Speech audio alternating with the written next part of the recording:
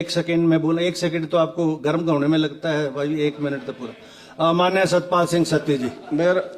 मेरा इसमें अध्यक्ष महोदय, आदरणीय मुख्यमंत्री जी के समक्ष जो हमारे नेता जयराम ठाकुर जी ने विषय उठाया है, मेरा उसी से कंसर्न है, क्योंकि हम बॉर्डर एरिया के जितने भी लोग हैं, विशेष रूप से अब तो ये बुराई दूर तक चली गई है। कई बार किन्नौर से भी, लाहौल से भी और रोडू रामपुर से भी खबरें आती हैं, क्योंकि बुराई को फैलने में देर नहीं लगती है।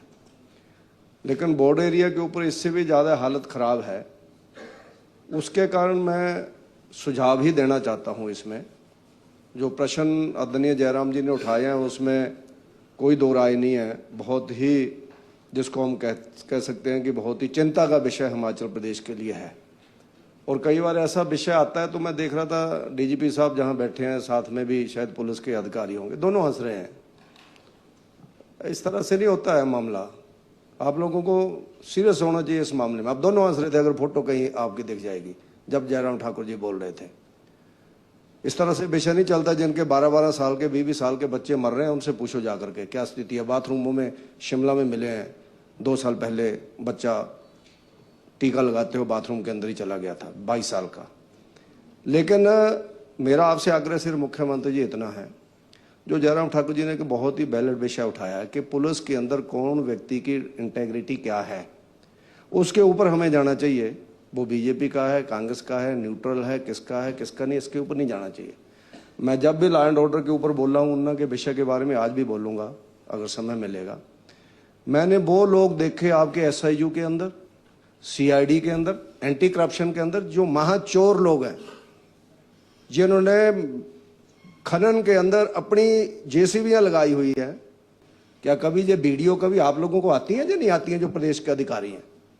इसलिए मेरा माननीय मुख्यमंत्री जी आपसे आग्रह रहेगा, आपने अच्छा विषय उठाया है, जो हमारी प्रदेश की बच्चों की भविष्य की चिंता है। एक बच्चा है सब लोगों का, 2-2 बच्चे हैं। लेकिन हम इस विषय में आपके साथ हैं, भावनात्मक रूप से भी और शारीरिक रूप से भी हम आपके साथ हैं, क्योंकि ये लड़ाई के लिए नहीं लड़ी जाएगी। लेकिन आपको भी ईमानदारी से उन्हीं लोगों को लगाना पड़ेगा जो लोग ठीक हैं। और दूसरा विषय मैं एक और देखा जी, 1 मिनट के लिए मैं आधा मिनट लूंगा जी। एक विषय मैंने और देखा है, जो व्यक्ति पकड़े जाते हैं, मेरा उन्ना का एक्सपीरियंस है, मैं जब आगे बोलूंगा तो ध्यान में लाऊंगा कि जिन लोगों को पकड़ा गया है, उन्हीं लोगों को बीच में गवाह बना करके उन्होंने ही, जिन्होंने पकड़ा, उसी पुलिस के ऊपर ब्लेम कर दिया, फिर वही पुलिस उन्ना में सस्पेंड कर दी। यानी हम चोर आदमी को गवाह बना रहे हैं। मान लो 4 लोग हम पकड़े गए, ABCD, हम कह रहे हैं कि हमसे तो 10 लाख पकड़ा, इसने तो 5 लाख ही छू गया। हम पुलिस के ऊपर कार्रवाई कर रहे हैं, ये भी हो रहा है बीच में। हम पुलिस के ऊपर विश्वास भी रखें। दूसरा विषय, पुलिस के ठीक लोगों को हम लोग लगाएं, वरना को कार्रवाई ही नहीं करेगा पुलिस वाला, और आपकी SIT के अंदर जाने से डरेगा व्यक्ति अगर आप उसके साथ नहीं खड़ेंगे। पंजाब के अंदर आतंकवाद खत्म हुआ तो बेअंत सिंह और KPS गिल पुलिस के पीछे खड़े हो गए थे।